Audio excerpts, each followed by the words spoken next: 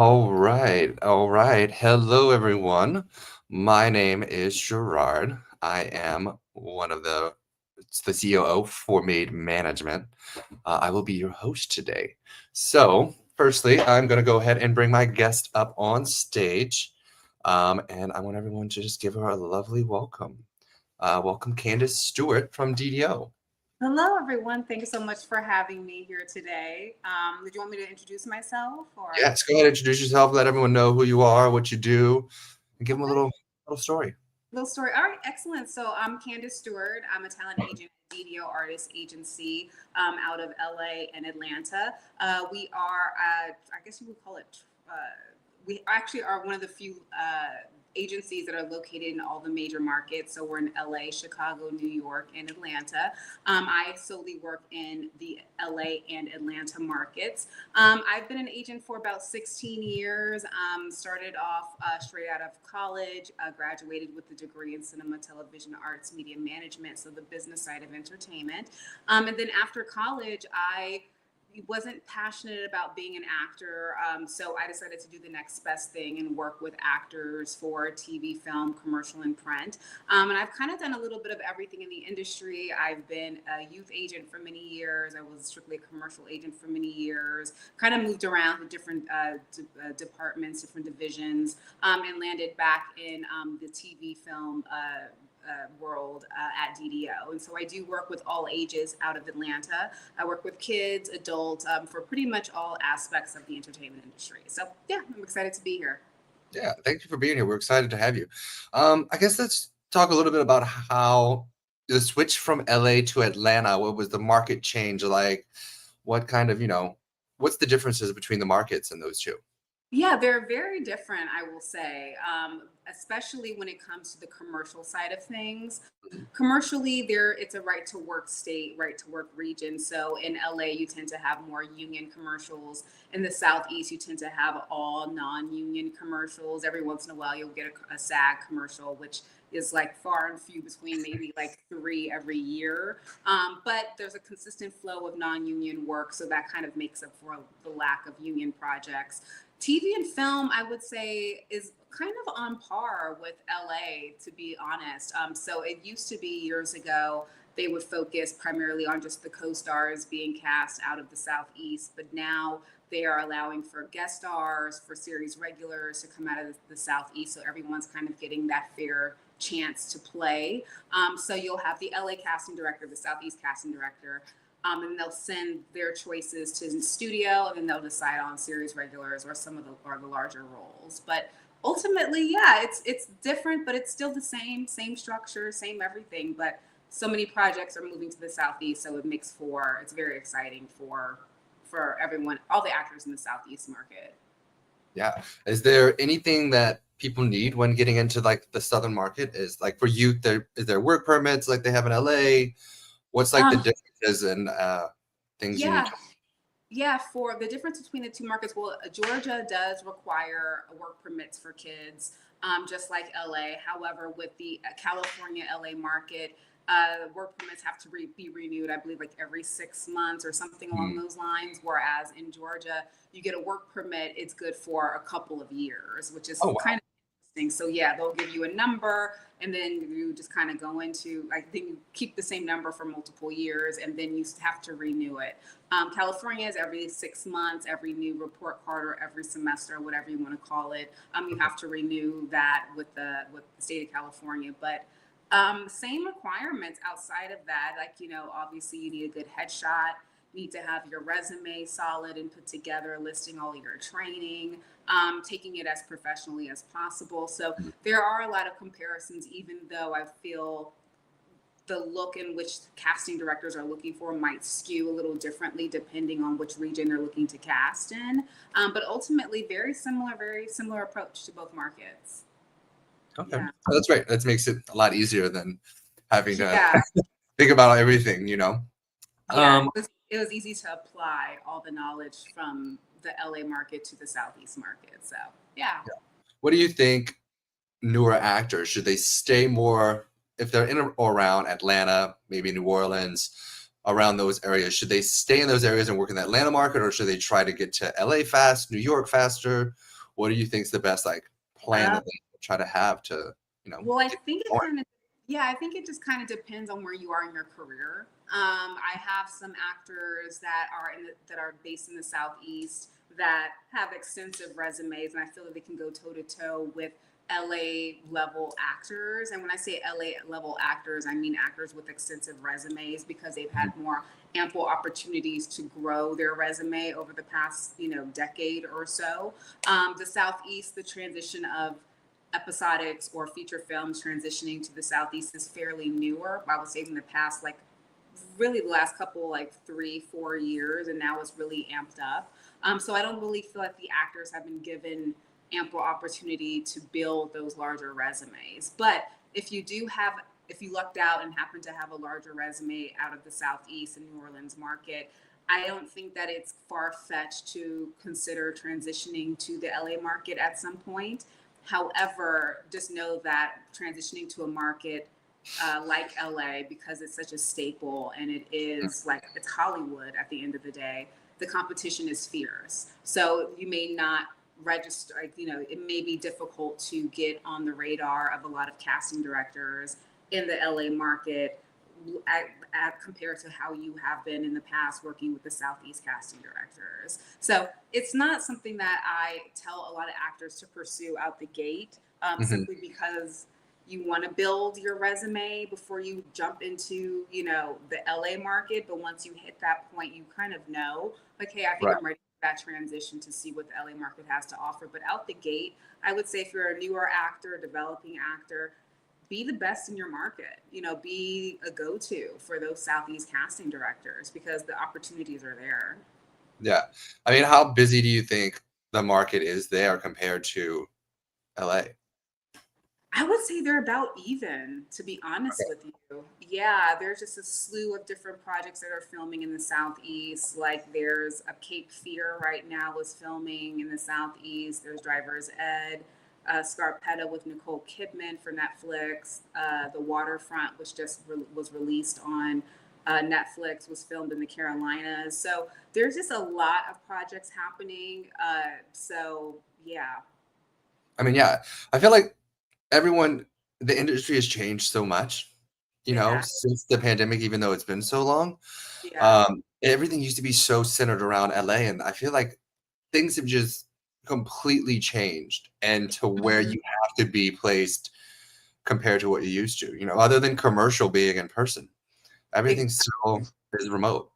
Yeah, and even on the commercial side, everything's still being remote, at least in the Southeast. Every once in Mhm. a while, you'll get a call back that has to be in person, but it's Okay. very rare. And it's usually one casting office that does that every blue moon. Yeah. But even commercially, like everything's virtual. And what I was stating earlier, every once in a while there will be a union commercial that'll come through, but usually it's like a commercial that is casting nationwide, and it's Mhm. like coming from Allison Horn or it's coming from Right. broadcast casting, and those are LA commercial casting directors, and they'll do national searches looking for the right person for the job. So every once in a while you'll get a nice union commercial, but you have to have the right talent, the right person who's Mhm. a perfect fit for the project. So it's like everything is virtual, everything is it's just it's a wild time. Nothing is solely based in LA, like you were stating. Like they keep opening new studios here in Atlanta. Like they have a new one called Assembly Studios, which is backed by Universal, and it used to be an old Ford assembly plant. And so like they're repurposing like plants and making them into Uh-huh. studios, and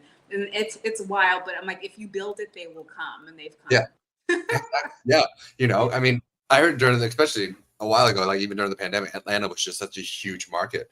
Was Yeah. that like the reasoning why DDO kind of wanted to open that Atlanta branch or? Yeah, that's exactly it. So ultimately, I was working in the LA theatrical market, and obviously, we were in the middle of a writer strike and an actor strike.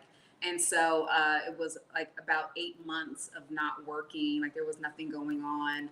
And the owner reached out and was like, "Hey, I'm really interested in doing Atlanta. Like, are you open to doing it?" And being from LA, born and raised, I was like, there's no way I'm leaving LA. Like, I love Los Angeles. This is my place to be. But after some long consideration and thought process, I said, you know what, I'm open to it. Let me give it a go. Let me see what the Atlanta has to offer. And I've been pleasantly surprised ever since. So it was definitely a gamble because I didn't know what to expect out of this market, but Uh-huh. I've been pleasantly surprised and I don't regret the move like ever. Like it's so far, it's so good. Yeah. That's great. What about that? The humidity there, is that fun? Did I what? The humidity, the weather. Oh, that's why my hair is absolutely crazy. Before I even jumped on here, I've been like, what do I do with this? But no, the humidity is definitely taken its toll. I used to play, well, I still play pickleball with my team, but they play outside. And so I'm like, I'm not really open to playing in like 85% humidity at 93 degrees outdoors. So Mhm. I'll see you guys in spring and fall. How about that? But no, I'm still like, that's and the other big difference between LA and the Southeast is that in LA, they always say, okay, we're going to hold this as a weather day, as a possible weather. They Oh, never utilize the mhm. weather days in LA. They definitely utilize the weather Oh, days really? here. Yeah, because randomly here comes some rain, or randomly here comes a Yeah, thunderstorm, and they have to like cancel everything last minute, push it to one of the weather days, and you're just like, okay, that's great. Yeah, it's they do actually utilize the weather dates right. down here. Yeah. Okay, yeah, in LA, I don't think ever have I heard they always have them just in They case, have them. They're but like, they oh, hold the have 16th. never used it ever. Never, never. They're like, hold the 16th for shoot, the 17th and 18th for weather. And you're just like, But okay. yeah, okay, sure. But here it's like they definitely utilize the weather dates, which I think is That's very interesting. funny. Yeah. Yeah, I guess that's another thing that's why LA was such an easy market for a lot of companies because you don't have to alter those days ever. Yep. It's not like you Yep. have them but you don't use them because moving the production cost, I'm sure, a decent amount of little penny, to move dates and stuff like that. It And so does. not having to ever do that, it's kind of nice to always be able to stick to your schedule. Agreed. Agreed. And if there's any delays in LA it has nothing to do with weather. It has Right. everything to do with production. Yeah. But yeah, like you said, utilizing those weather dates, I'm sure they can add up. So we'll see what happens because again, I still have my foot in the LA market. So whether a project is filming in LA or Atlanta, I benefit from either one of those, which is great. But we'll see what happens with the new incentives that they've just passed in LA to keep production there. And they just ratified that like a last week or so. So we'll see what ends up happening. But I'm hoping for the best. I hope that LA does stay and will continue to be a staple, and it will in this industry. But Yeah. yeah, but the flux of productions leaving, and not only solely for the Southeast, but also productions moving to like the Midwest. Like there's projects Uh-huh. filming in like Pennsylvania and like Virginia. So yeah, so we'll see what ends up happening. But yeah, either way. Yeah. You see it. So we work with a lot of international talent. Do you see a lot of stuff moving overseas as well? I do. I see randomly, because obviously, as we watch Netflix and we watch like Mhm. how they're bringing, British productions for Netflix into like the American Netflix and like even India Netflix, they're bringing those, transitioning those over. I've seen breakdowns where they request it's called Global Rule One, which is basically a project Mhm. where you can submit SAG actors to a job that's filming in like the UK, and you utilize like the global rule, which is basically an agreement between SAG and the other, not ACTRA, because ACTRA is, I think, Canada, but there's another Yeah. guild over in the UK. So basically, I'm seeing projects Mhm. with Global Rule One, meaning that it's filming in the UK or it's filming in Scotland or it's filming somewhere over there where you can submit union actors to those particular projects. So they do come through every once in a while, but I'm starting to see some more productions. Yeah, Yeah. yeah, Yeah. I think ACTRA is Canada, yeah. and then I Actors think Canada, and I can't AMDA remember. is Mexico, and then I think is it Equity or I think Equity that's is theater and theater. Equity. That's And yeah, theater. I can't remember what the union is there, but yeah. So all of these things are the different unions in different regions of the Yeah. world, and a lot of times the unions will have um, agreements to where if you were part of one of them, you can join over. So that's just ways to easily get started in those other Yep. kind of things. But yeah, it's interesting. Has your company ever thought of moving to submitting on European work or? I'm not necessarily. I don't think that it's really a main go-to at this particular Yeah, time. Because I know that with that requires, you know, if you're going to dibble dabble in other countries, you would need to have number one, like an attorney that can work with you and your clients to help expedite and or work with the studios to create larger opportunity or to create an easy flow of someone yeah, working from the States moving into, let's say, the UK to work. So you would hmm need that. And also, too, you have to make sure that the project is worthwhile. Like you have to have a yeah, client that has, again, a solid resume and that the role that they're getting hired to do in the UK is going to pay them a substantial amount so that it's right, worthwhile. Obviously, if you're more developmental in the States and working on a project in the UK, it's like they're not gonna be paying you more than your daily rate, and then yeah, they're not gonna pay to cover your travel or your stay. So you kind of have to like look at what lane you're currently in before really looking to transition into not only other markets in the States but also markets overseas. But that doesn't mean that it's not there. Every once in a while you'll see them, like when they had the Harry Potter series, and uh-huh, they were doing casting out of the States as well, but had to do a legitimate like British accent. But they right, ended up with British kids. So, but the opportunities are there. yeah. That's interesting. Yeah. What's the best way for people in different markets to break into the U.S. market? I would say the best way to do that would be number one, making sure that you have all of your materials. Obviously, you need a nice solid headshot, a nice resume. Mhm. You would need to be active in your local, whether it be theater or working with an agent locally to help solidify those local credits. So that way, once you're ready to transition over or to really be considered for the U.S. market, that you have materials that agents and managers can work with to get you seen. Because all of it can be a little bit of an uphill battle, but when all the chips align and everything is lined up perfectly, then we can hit the ground running. You know what I mean? Yeah, So just making sure that you're a viable contender in your market as well as you're looking into breaking into the U.S. market. right. I mean, how hard do you think it is for them to break into that market? Um, I wouldn't know. I mean, like I have some clients that have worked in the UK that have moved over. Like I have a client right now who's Scottish and he's been in the States for a while. And he can work legally on all US projects. The one thing that I will say is that, let's say, hypothetically, I work with someone who's in the UK market Mhm. and Sony wants them for a feature film. Sony will move mountains to make that Oh, happen. really? Okay.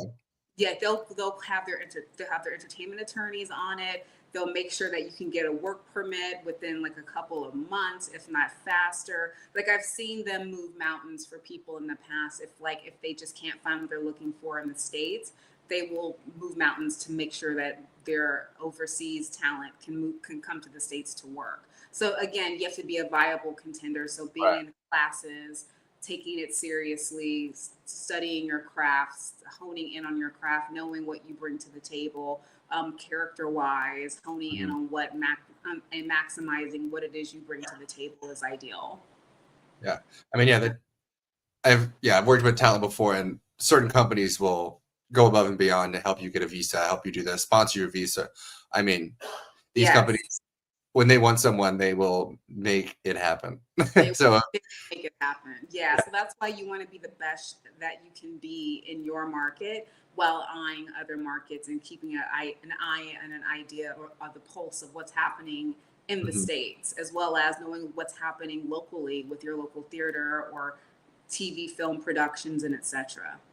yeah. I mean, just yeah, getting out there, making sure you're ready, and once you're Hmm. ready, they'll know, and it's just like go, go, go, go, Yep. go. Yep. Yep, because when they come calling, you have to be ready. Yeah. So then I would stay on top of everything because look, when they'll just make it happen. They Let's will make just say. mountains. Yes. Yeah. Okay. I love it. What do you like commercial TV film more? Mhm. What's your opinion on the different markets and Yeah, I honestly I like both of them for different reasons. I really like commercials because there's a very fast reward when it comes to, let's say, you're working on like for example, Omni Hotels. I just booked a okay. client that worked on one of those campaigns, and 2 weeks later, we're seeing the print campaign roll out and some of the videos roll out, and so it's very rewarding, gratifying rather quickly. Um, Sometimes it can take a little while for them to be released, but for the most part, it's much faster than working on a feature film or an episodic. And also, too, the money is really good for Mhm. commercials. Like nothing can beat advertisers' monies because they want to make more money by creating more advertising, so people can go buy Sprite or buy Bose headsets or go on vacation and whatever it may be. So the money is good. The TV film side of it is, I would say, the most rewarding because if you have a series regular, you can tune in and watch their series weekly. Knowing that you played a part in that is pretty awesome. Like we booked Marissa Bode as Nessa Rose in Okay. Wicked too, and so we signed her out of college, and she was fantastic and she's phenomenal. So watching her do her thing has been very rewarding. So I think it's kind of like that proud parent feeling where it's like you find a diamond in the rough, or you find someone who you see potential in, and then you're able to produce for them, and they are able to step up to the plate and bring what needed to be brought to the table. And it's a team effort, but I really feel very rewarded by watching my clients succeed. Yeah. Yeah.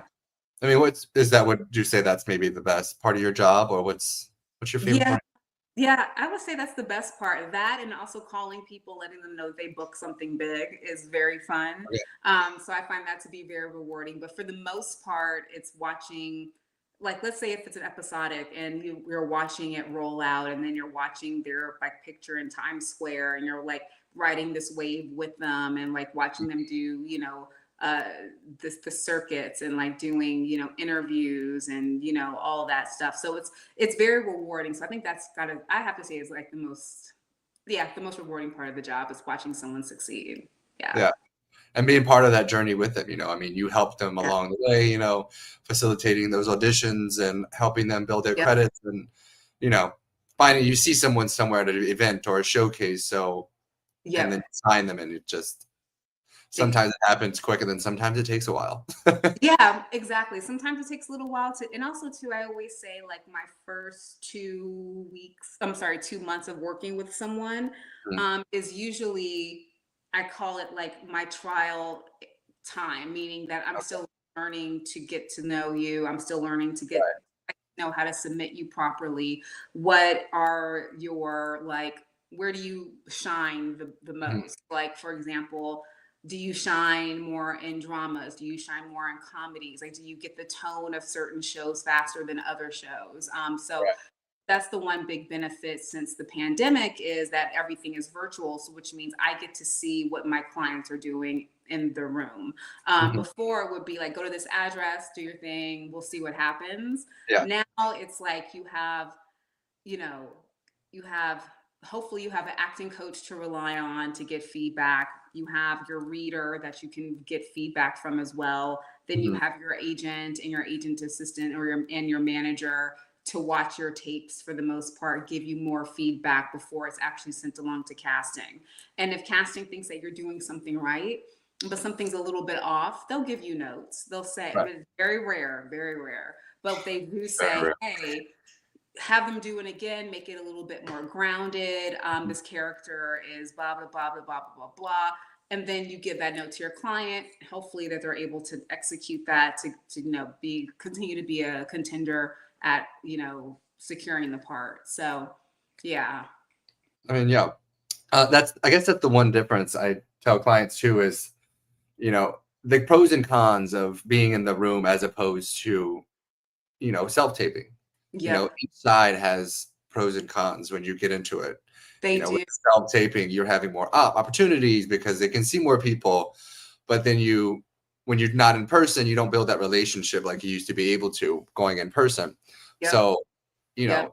it's a And very, yeah. yeah, and then talking to casting directors, Mhm. personally, they prefer for it to be a self tape.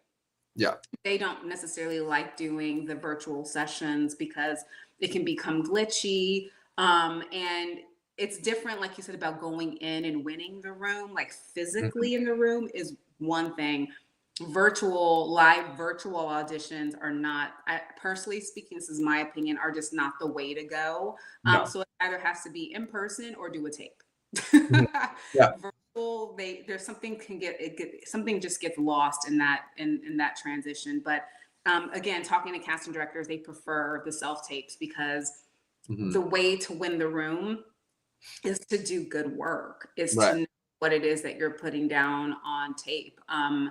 When I send out auditions to clients, obviously, like most people in the industry, we send not only like the title of the project and the character description, we send who are the writers, who are the directors, who are the executive producers and the producers, what studio is attached to it. That's all for the actor to do their research. Like you have Right. to like take a look at if they're like, obviously watch a couple of episodes if it's already an established show. Mhm. If it's not established, then you're going to need to do your research if it's like the first season of something that they're shooting, to get an idea of tone, of pacing, and what projects they've worked on in the past will probably more than likely apply to this new particular project. So there's a lot of research that you can do prior to going on tape, which can definitely benefit from. Right. I mean, Yeah. yeah, that's one of the smartest things people can do, especially when applying for a show. If you get an audition, review that show. Even the network, like, because every network has a different vibe, a different brand, a different tone. Every show's the same. So if you go in with like the energy of a HBO series for Disney, it's not going to really Yeah. work well. Yeah. Yeah. Agreed. Agreed. you know? And then you have like your multicam comedies where, Right. about timing, and like you have to have the comedic pattern down, and that's a Mhm. different comedic pattern than when you're watching, let's say, like a multicam is usually with like a live audience to some degree, but then you have the other comedies which are like situational comedies, that like Abbott Elementary has a Right. different and tone than like a multicam comedy. Mhm. So you kind of have to know what type of comedy this is. Is it multicam? Is it a sitcom? Is it like, so you kind of have to have an idea of what it is that you're taping for prior to taping. So you Yeah. kind of, I consider it like a cheat sheet, and not all actors really maximize on doing that, but I highly recommend it. Yeah. Yeah. How often do you think your client or make your clients get a coach for self-taping a episode or Oh, self? as often as I can. It has to be something that's worthwhile. Like, Mhm. obviously, we have some new pilots that have been released. So there's some people that are taping for like the Martin spinoff series. Like, there's like a bunch of different pilots that are happening right now. Uh, Not Tyler Perry, but oh my God, I'm having a mental. Works with FX all the time. Um, can't remember his name right now, but there's a lot of different pilots that are happening right Mhm. now. And especially for pilot, for like series regular auditions, Yeah. for recurring guest star auditions, even a one-off guest star, if I feel that it's not necessarily in your wheelhouse and it's a little bit of a stretch, I would say get coaching. The one thing that I don't really recommend coaching for are your co-stars. Like, you either Mhm. have what they're looking for or you Or you don't. don't. Yeah, unless it's like a recurring co-star on, let's say, like The Pit or something like that. If it's like Yeah. going to carry a lot of like, if it's going to be an emotional character, I'm not against you getting coaching for that. But for the most part, it has to be worthwhile. But as often as I get those auditions, I email my clients and say to them, do you have someone in mind that you're coaching with? Right. Let me know if you need referrals, whatever it may be, because it does make that big of a difference. Because I personally, I stay in my lane. My Yeah. job is to produce appointments. My job is to produce opportunities. I'm not an acting coach. I'm not an Mhm. acting I'm not a teacher in any way, shape, or form. I don't have the proper verbiage to really relay to the actor what it is What's they need to tweak. Yeah. So I'm mhm. like, I'm not the one-off stop. I'm not everything rolled into one. Right. So like if you have questions about the character or the role or the project, that's probably better suited for a professional, which is an acting coach or a Yeah. teacher. Yeah. Like, Yeah. you can tell what a good tape is and what it's supposed to look like, but giving Yes. the direction of how to do it It's is different. It's it's different. different. Yeah. Yeah, and then I end up saying things that are just wrong. Like, I need you to be louder, or I need you to be softer. And they're just kind of like, what does that mean? And I'm like, I don't know how to say it. So that's why you need an acting Yeah. coach. You need a teacher, a go-to person to help walk you through how to Right. bring the character to life. Like, I'm not the one. I know good, bad, and mediocre. Yes. You're like, I know something needs to be fixed. I just don't Something know needs what to be fixed. or I how really to don't put know it. what it is, but it's off. It's Yeah. off. Yes. You know, Mhm. you can do like the basics, like the lighting wasn't good or the sound, audio, like Yes. those The basics. But to technical. give like true direction for like The the arc of a character, it's and a lot of actors, they always come in like, what can I do different? I'm like, Like, I'm not the one. I I don't know that it's it's off. I know it's off, but to give the Yeah, direction of how to make it better, it's a little bit more challenging. So getting that it is. actor is It yeah, is. Because yeah. it's so funny when I've done panels in the past with casting directors Mhm. and different people, mainly casting directors. I think it's really funny because they're able to take what needs to be tweaked and they Uh-huh. say it so perfectly. Yes. It's like an art within and of Uh-huh. it. I mean, it is an art. They're recognized now by the Oscars. They'll have their own category, but Yeah. they know how to tell someone to tweak one little thing and it And it just changes makes the entire energy of the mhm. read. I am like, and I always sit in awe about that because I do not have that. I can produce appointments. I'm like where business meets entertainment. And I'm Yes. not, and so I'm more business. Mhm. Yes, It's I'm not true. necessarily like the artist of, an Yeah. artist person. I'm more of the business side of it. So I'm like, you do your job and then you produce and you book and Uh-huh. then I will do my job and I will negotiate and get you that higher rate. Yeah, that's why you have your team, I will do the Yeah, booking, I'll do that, you have someone else doing that, and then you do that, and it's like exactly. everyone works Exactly. as a unified front. But Yes, a hundred we percent. stay. Yeah. Yep. Do you find your clients stick with the same acting coach? Do you like them to stay with the same acting coach, or how I should they go about kind of getting a good acting coach and staying with one or switching it up? Yeah, I think it's nice to have an acting coach that you can rely on. Someone that obviously you're with this acting coach for a while because you vibe and they get you, and you feel that they give you really good pointers and good tips. Great, fantastic.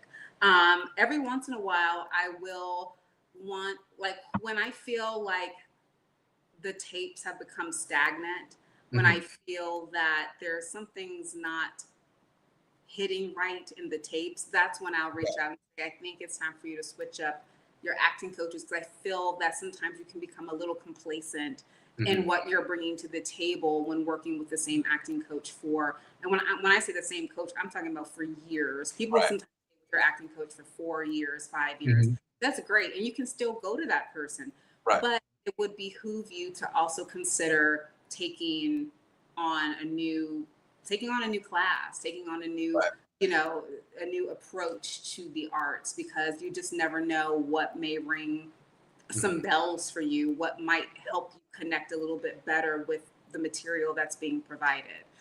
So I'm not against switching it up. I think it's a great thing to switch it up, but Mhm. not. And I know a lot of times it has to do with loyalty, and people Yeah. say, "Well," I'm like, but you have to expand as an actor, and I feel that after a couple of years of coaching with the same person, just take another class, get another perspective on it. You'll Yeah. never know what lights might go off. Yeah.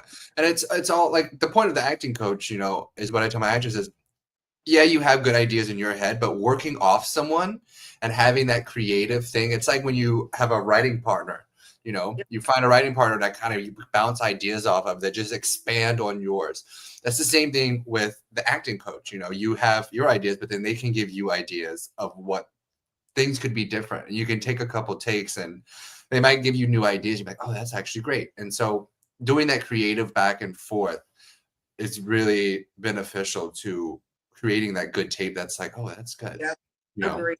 or Agreed. even some acting coaches that might have worked on the network you're going in on. You know, I had a client that had a self tape coming up for Disney, and they went to a studio where the person there used to be on Disney, so they Yep. know what that network and what that kind of casting director is looking for. So it Exactly. gives you those ideas, which is really helpful. Exactly, exactly. And I have some go-to people that I do recommend for different types of projects, like you suggested, like you stated. Like if you're going in for Disney, you're not going to go in for the acting coach for Yellowstone, Right. or if who's done dramas, drama intense, and heavy. But you want to make sure that the coach that you're with is going to be the right coach for the job. Yeah. You have go-to headshot photographers as well that are in the maybe Atlanta market that I maybe do. people can look into. I do. I have a list. It took me a while to get the list together Mm. because, again, I feel like Atlanta is still coming into its own. Right. And in LA, it's really like you can trip and fall over a good headshot photographer. Like there's so many different really good headshot Yeah. photographers in the LA market. I feel like in Atlanta, you have some people that have started to dibble dabble in the realm of Yeah. photography, Yeah. and not all headshots are created equal. So you want to Mhm. make sure that the person that you're shooting with has a nice portfolio. Mhm. The other thing is, like, I have a list of photographers, but I also tell my clients that even if they're on my list, vet them, call them, have a conversation with them, make sure you vibe with them, because sometimes, like all the time, not sometimes, Yeah. I can tell when a client didn't like the photographer or there was something askew in Mhm. this session. And I'll call them and say, did you not like this person? And they're like, oh, I did not like them at all. Right. From when I got there, I'm like, well, I can tell in your headshots.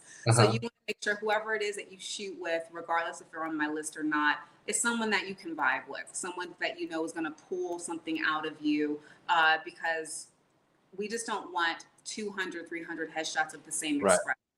So you have to be able to work with someone, a photographer, who will pull different characters out of you, who will Mhm. pull different looks, different images. And it could be the subtle thing of being like straight faced or a smirk, or even a larger smirk to a Yeah. smile. Like really work the camera is what the Uh-huh. goal is. So when you find the right photographer for you and you vibe with them, I'm like, go for it. Let's see what we can get out of the session. Yeah. Yeah. And like you said, you really can tell when there was a weirdness on that set Yeah. shooting. Yes. It's strange how it reflects in a picture so much, like, and there's certain photographers that do great for someone and then turn around and do it's terrible for someone else. Yes. And you're Yes. like, it's such a crazy thing that how it happens, how they can Mhm. come out so great for one, and then you turn around and you're like, whoa, What what happened what is here? this? Yeah. What's Yes. going on? Yeah. You And know? you're like, did you not get along? Was it cut short? Like, what actually happened here? So you can definitely tell a big difference between if someone liked the photographer or not, or if someone was rushed or whatever it is. But yeah, so I say before you invest in yourself, like obviously you just don't want to throw money to throw money. So you want to make sure you vibe well with like your acting coach, your acting teacher, and your photographer. Right. Yeah, Yeah. And with the acting coaches on acting studios, some places that you do audits, they do. where you can go in and get an idea for the class before you sign up for them. Not Yep. everyone does it, but it just depends. But yeah, a lot of studios or a lot of companies will offer those audits to where you can, They, see what it's like. That's for like that in person. If you yeah, live in the middle of nowhere, it's a little harder for you guys to get out there and see or work with certain people. But like yeah. working with agents in LA or working with um, Hmm. different markets, it's a real great opportunity Yep, in it really is. today's yes that you can do that. Yeah. And and that's also like the big benefit of coming out of COVID is like a lot of these like Stella Adler studios, they weren't Mhm. virtual like Right. for a long like they're like you what do you mean? You have to be in LA and in person to take this course. Mhm. But everyone had to adapt rather quickly to maintain Right. business model, during the pandemic. So now the big plus is that you could be in the middle of nowhere or be in a different country and you can Yeah. take classes with people that are staples in the LA market and the market Mhm. and also to the I would say more so the LA market has adapted more to online, I would say, Yeah. than some of the places that I know in the Southeast. But with that Mhm. being said, you have the opportunity to add reputable acting coaches to your Right. resume, which Mhm. is unheard of before. Like I've Right. met with people and I'm like, what do you mean you've trained with Killian's commercial Yeah. workshop and Like, you're what? based in Mississippi? And it's Right. like, oh, virtually. And I'm like, oh, well, he's really good. Like he's a big staple in like Mhm. the commercial community. So, Yeah. so pros and cons, but the con is, the pro is that you're able to take people's Right. classes no matter where you are. Yeah. Yeah. Killian. I feel like Killian's on everyone's resume in LA for Yes, commercial. yes, yes, Who's everyone? yes, Everyone knows Killian.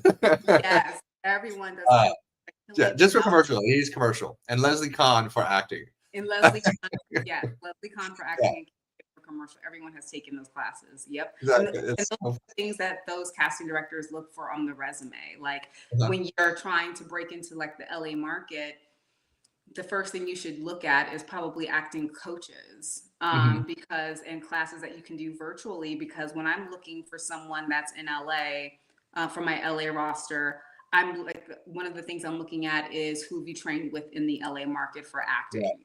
None of the names pop out to me, then I'm like, okay, then we're kind of starting from scratch. Even if you went to school and graduated with a degree in acting, I'm kind of like, okay, now these are the classes that you're going to need to take to really be considered an LA actors to take those Right. courses.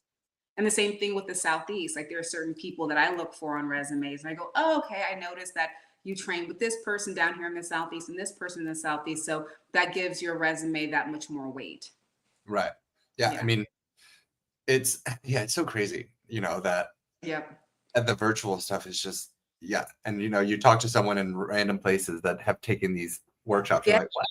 It's interesting. It's a Yeah. vibe. It's a thing. Because Yeah. we don't even realize that all these people have such virtual options because it's foreign to us because it never used to be a thing. So you see Yep. someone, you're like, did you come to LA for a year? Yes. Because how did Yeah. you train? Yes. You're like, how did you How sign did up you? for that class? Oh, it Yeah, was virtual. I'm like, oh, okay. They offer virtual classes. Now I know. right. Or like groundlings in UCB, and you're like, when did you do groundlings? Yes. Oh, they Oh, had a we have virtual virtual. one that I'm What? like, oh, okay. Yeah, it's so funny. But it's Yeah. great, like being able to utilize those tools these days. It's Yep. such a great. It's just nice. Um, You let's don't have to see. pick your whole life and then move to a large Right. market and stay at home and try to be in and become a contender as best you possibly can by starting with at least the coaching and classes. Yeah. Mhm. Yeah. So headshots, coaches, classes, Yep. all that. Get on top of your things, guys. These tools are the things agents use and need in order to Yep. get out there. Yep. Like the more you invest in yourself, the more opportunities your reps can produce for you because it's not just investing well, it's about investing in yourself, but it's also providing your agents and managers tools to work with to get you those opportunities. And so I know that if I'm trying to get you seen for, let's say, like a role for the Game of Thrones spinoff Right. series, whatever it may be, and your headshot isn't what do you call it? Is it competitive? And it's Right. not competitive when compared to the other actors on my roster. Mhm. Getting you seen by a casting director with headshots that are just not up to par is not going to do any Right. service. So you want to make sure that you're investing adequately in your classes, your headshots, and making sure that you're doing the right things to provide your reps with materials to work with. Yeah. I say that headshot's probably one of the single most important things. You Yes. know, Casting's looking at a computer and they're looking at thousands of headshots. and yours has to stand out enough to make them click on it to want to look at your reel. So if they're not Yeah. going to click on your headshot, they're not going to see your reel. So you could have Yeah. the most amazing reel, but if your headshot's not great, they're not going to click on it. So Nope. it's extremely just probably the most important kind of factor to get that initial interest going. Yep. So, Yep. And then also one of those things where I feel like maybe 10 years ago, casting would take the time to imagine you or envision right. you role. They don't need to do that anymore. There's so No. many actors in this world where they don't need to imagine you as, like, if you're a bad guy, like, all these like leather jacket and like you have like intense Tom Cruise headshots. They're not going to take the time and say, oh, he can be like the nice rom-com love interest in a movie. They're not going to take the time to imagine you in that role. You have to have headshots that reflect the different opportunities that may come across our desk. So having a nice headshot, an array of different looks, a different type of look is important. Yeah. They don't know what they want until you show it to them. Exactly. 100%. Exactly it. That's it's as weird as that sounds. I feel like it used to be a lot different. I've been in the industry 9.5 years. But even from then to now, it's just everything is so different. You used to have to take headshots in person and you just drive all over the place and it changed so quickly. So quickly. Like, man. So a question from one of our people out there. How many classes should you put on your resume? Is there a limit of how many you should put, or focus on certain ones? Kind of as far as the resume goes. I would say, list as many classes as you've taken. Like, I wouldn't probably, it depends on where you are in your career. If you're 18, 19 and you have nothing really but like college or high school theater courses or plays that you've been in, obviously you're going to want to list even your high school credits or whatever it may be because you're younger. But as you get older, you want to start adding in, as much training as you can, whether it be like in college, outside of college, if it's improv. So you want to list as much as you possibly can without going to, like if you have 20 training credits, I think that's a little bit maxed. But I think make sure that you give your training the respect that it deserves. So if you have multiple courses that you've taken and you have like 10, list the 10. Let us know that you take it seriously. Yeah, we want to know that you're out there hustling just as much as we're trying. We shouldn't be here putting all of our energy into this, and you're just kind of like, hey, waiting for a phone call to get something. It's like, when's the last time you've taken a class, or Yeah, and you'll just never know like what name might connect with someone who's looking at your resume. Like sometimes I'll see people like, oh, I didn't know that you trained with this person. I haven't talked to this person in years. Or, oh wow, I went to school with that person. I'm glad to know that they're like in the training and coaching realm. So you'll never know what is going to connect on your resume to someone random that's reviewing it. So I always say give your training the respect that it deserves. And then as you work closely with an agent or a manager, they'll tell you which ones to clean up as you work together. But out the gate, I would say list all that you have. Yeah, you can always work on it later, but especially when searching for an agent or a manager, having everything on there is important, and then once you start working with one, they can say, all right, let's cut this one off. Let's cut that off. We don't need this one. And then, that makes it look like a little bit more professional. But for applying to agencies or management, it's nice to have everything, Yep. You know, how serious are you taking this? Yep. Because if I see a resume with 3 or 4 classes, I'm like, okay, they're kind of committed. But if I see, 10 and I'm like, okay, this person's like really in it to win. So it just changes your perspective a bit. Sure. Yeah, how long you've been working with them, how long you've been doing this, just anything, getting yourself out there, it's got to be seen. We want to know you're working hard because we don't want to work harder than you. I met with a client once, and it was probably the first time I've ever heard somebody say it. He's like, I should be working way harder than you work, because he looked at it as the broken down, the percentage wise, and he says, I make 90% of the money, you make 10%. So why would you do 90% of the work and me do 10? And he's like, I Mm. should be doing 90% of the work and you should be doing 10. I was like, that's Yep. fascinating. Because he used the money value of 10% Yep. of that's how agents get paid. Yep. For And anyone, yeah. agreed. And if I feel I'm working harder than my actor, believe Yeah. me, it shows. You Mhm. know, you're just kind of like, I think I want this more than you want this Right. because the quality of your tapes aren't there. You aren't doing the research. You're not asking questions in a timely manner. You're not booking out appropriately. Like, there's a lot of little things that, you know, actors can do to make you kind of question, what are we doing here? But then you have your go-to people that are just like, this is why I love the job that Liable.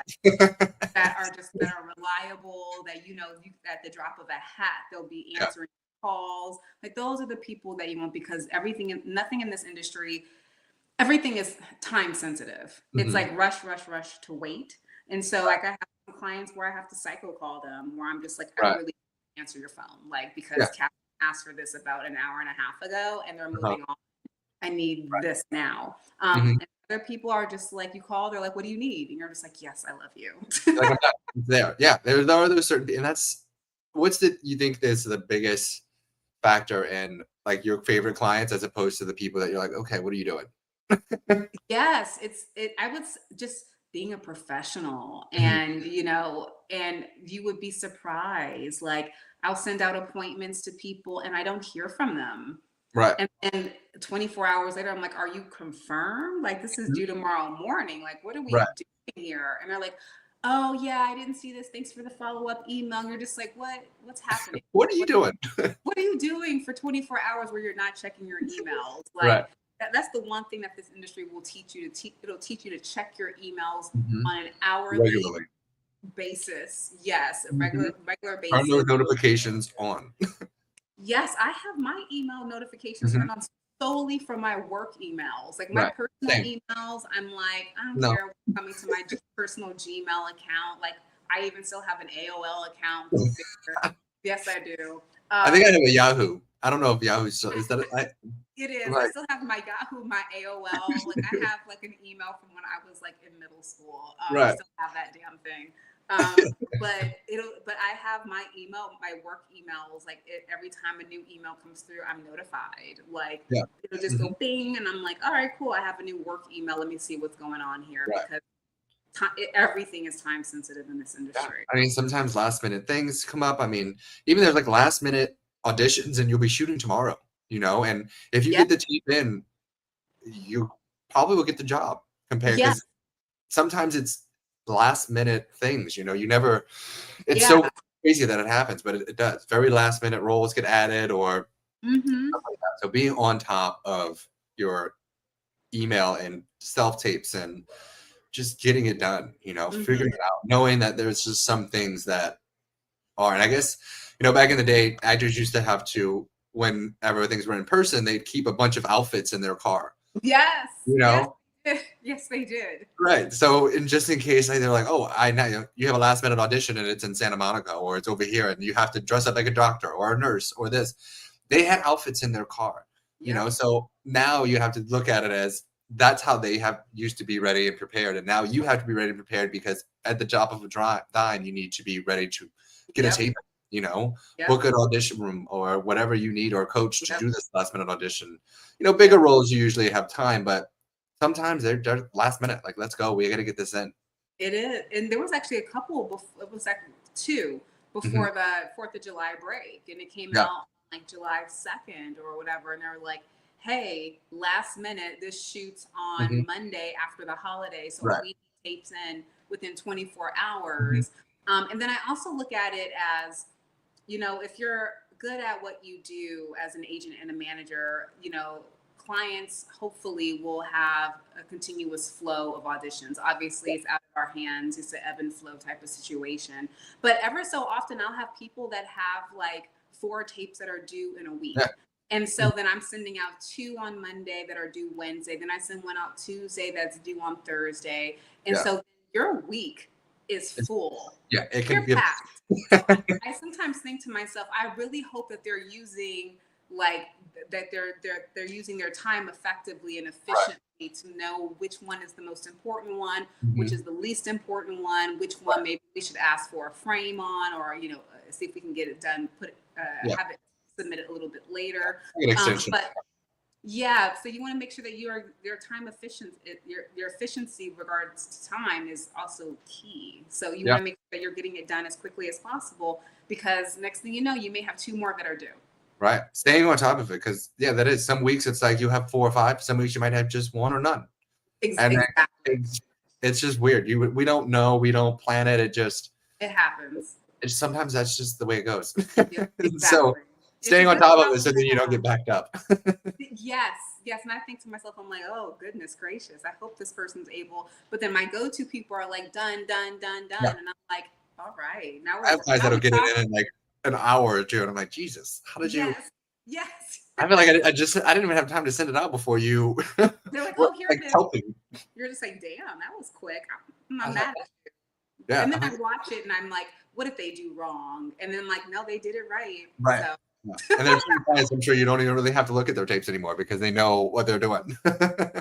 yes, I have. Yeah, some people they're like, did you watch it? And I'm like, I don't have to watch for you because you always do a great job. Right. Everything's always perfect for you. Like Yeah, the other ones that I have to watch that are not yeah, doing what they're yes, doing. 100%. Yeah. Yeah. All right. I'll open up the floor if there's anyone with questions out there. We'll take a couple minutes to answer them. But overall, what piece of advice for any actors out there that you have for them?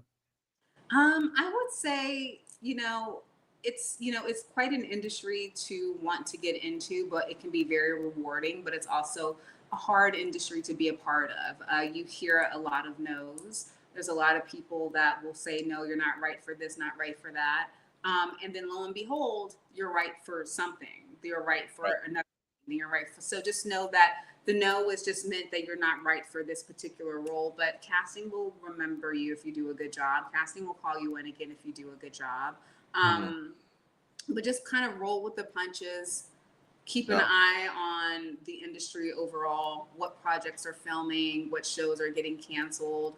Also having a goal of like eventually, let's say your long-term goal of being as specific as possible, putting it out into the universe is also important. It's key, I feel. Knowing that, okay, one day I'm going to work with Taylor Sheridan, or one day I'm going Right. to work, Quinta Bronson, or one day I'm going to be working with. So you kind of have to know where it is that you want your career to go, but as well as taking as many opportunities that come your way. Absolutely. Oh, well, Candace, I just love you. I've known you for years now, and I I'm know. hoping to see you at the event in Orlando Yeah, that's I would coming up, love to. Yeah. because you're just such a pleasant person to be around. You too. I would You're hope just to see lovely. you again in person. Yeah. Yes, I know. You moved to Atlanta, so you moved away from me. I Not that know. I haven't moved Like, to look, Italy, but are you? Oh my gosh, I'm gonna come visit because I yes, love come to the Italia. Milan. Italia. Look, we'll show you around. Well, it's going to be a good time. Yes, I would love that. But thanks everyone for being here today. I hope everyone enjoys whatever time zone they're in, and if it's a morning, afternoon, midday, or whatnot. Have a great day. Candace, thank you so much for being here. Yeah, It was a thank pleasure, you. and I'm sure we'll have you back soon. Sounds good. Everyone, have a great day. Thanks for being here with us on this lovely Saturday or Sunday. Yes, have a great weekend. All right, take care. Bye bye.